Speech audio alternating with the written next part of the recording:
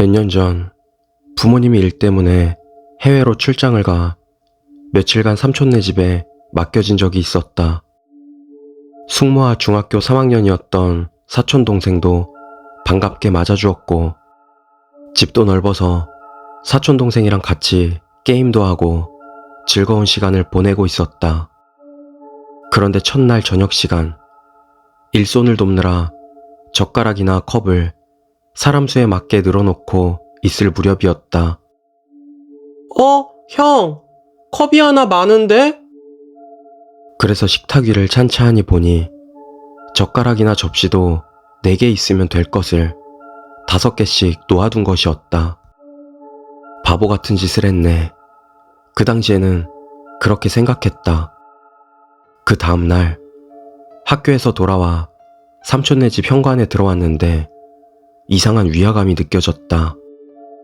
삼촌과 숙모, 사촌 동생의 신발이 나란히 놓여 있는데 왠지 누구 신발 하나가 모자란 것 같은 생각이 드는 것이다. 처음에는 내 신발이 없어서 그런가 싶어 벗어서 나란히 옆에 둬봤지만 그래도 결핍감은 여전히 남아 있었다. 게다가 그날뿐 아니라 그 다음날 아침과 저녁 때마저 나는 전날처럼 식기를 하나씩 더 놓는 실수를 하고 말았다. 처음에는 뭔가 착각을 했나 싶었지만 이쯤 되면 묘하게 신경이 쓰인다. 그리고 삼촌 집에서 묵은 지 나흘째 되는 날, 자다가 갑자기 화장실에 가고 싶어 잠이 깼다. 옆 침대에서 사촌 동생이 자고 있었기에 동생이 깨지 않도록 살며시 일어나 화장실로 향했다. 복도를 지나 화장실 문을 보니 틈새로 어렴풋하게 빛이 새어나오고 있었다. 누가 안에 있나 싶어 똑똑 문을 두드리자 안에서도 노크로 대답했다. 그래서 나는 그 앞에서 기다리기로 했다.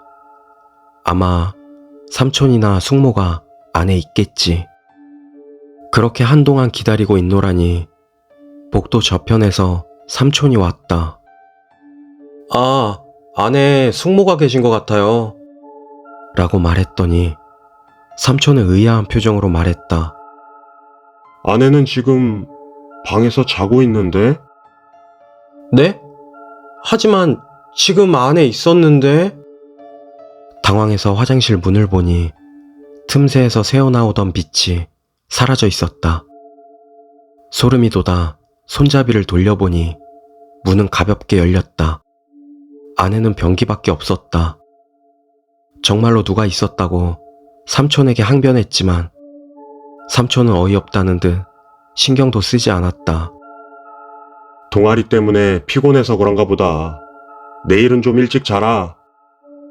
전혀 납득하지 못한 채 그날은 지나갔지만 그 후에도 한 달 남짓되는 식객살이 동안 구두나 옷, 식기 같은 데서 나는 계속 결핍감을 느꼈다. 그 후 집에 돌아온 후 설날에 삼촌과 다시 만나게 되었다. 한참 이야기를 하고 있던 와중 어쩌다 옛날 이야기가 나오게 되었다. 그런데 삼촌의 말에 따르면 옛날 숙모가 사촌 동생을 낳기 전 임신을 한 적이 있었다고 한다.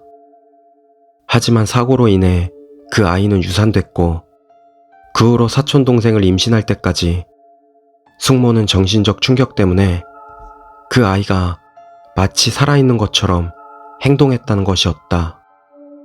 그 이야기를 듣고 그 결핍감은 아마 그 아이 때문이었겠거니 싶어 묘하게 무서웠다. 차마 삼촌에게는 말하지 못했다. 그 아이는 아직도 삼촌네 집에서 함께 살고 있을지도 모른다.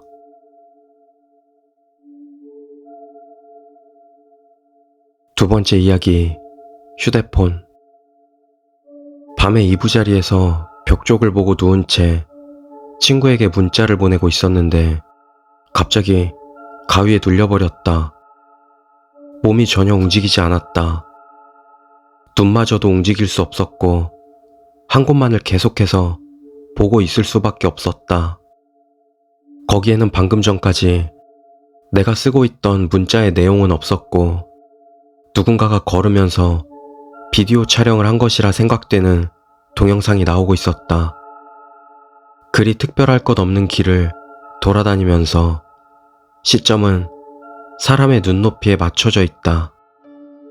촬영자가 걸으면서 보고 있는 풍경이 그대로 보였다.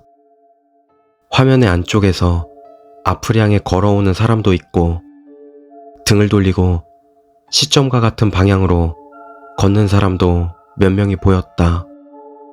화면의 중앙에는 시점과 완전히 같은 속도로 등을 돌린 채 걷는 사람이 있다. 아무래도 그 사람을 쫓고 있는 영상인 듯한데 밤에 집으로 가는 도중인 것 같다. 누군가가 비디오 카메라를 들고 걷고 있는 것이라면 약간의 손떨림이라도 있을 법한데 영상에는 그런 것이 전혀 느껴지지 않았다. 살아있는 사람을 찍고 있지만 그것을 찍는 쪽은 결코 사람이라고는 느껴지지 않는다. 주인공과 그 뒤를 쫓는 인물이 집에 도착했다. 자취생인 듯하다.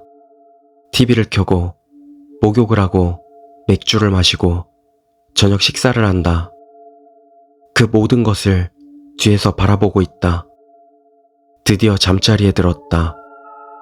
곧바로 자려는 것은 아닌 듯 이불을 덮은 채 휴대폰으로 문자를 보내기 시작했다.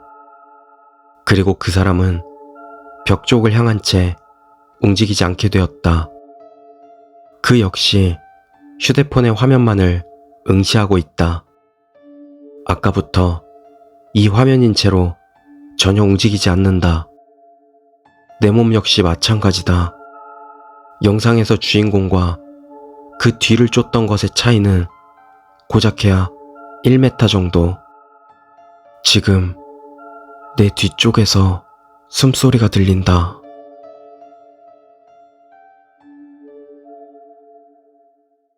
이해하면 무서운 이야기, 요리 교실 수업. 오늘 요리 교실 수업은 카레라이스였다. 선생님이 학생에게 질문했다. 여러분, 카레라이스에는 어떤 재료를 넣으면 맛있을까요? 학생이 저마다의 재료들을 대답했다. 꿀, 초콜릿, 케첩. 그런 가운데 한 여학생이 이렇게 말했다. 저는 사랑입니다. 정색을 하고 대답하는 여성을 보고 다른 사람들은 킥킥 웃었다. 잘 보면 그녀의 손가락 전체에 반창고가 붙어 있었다. 사람들은 그녀의 손가락을 보고 아마 요리가 서툴러서 정성을 이야기했을 것이라 생각했다. 해석. 실제로 그녀는 피를 요리에 사용했다.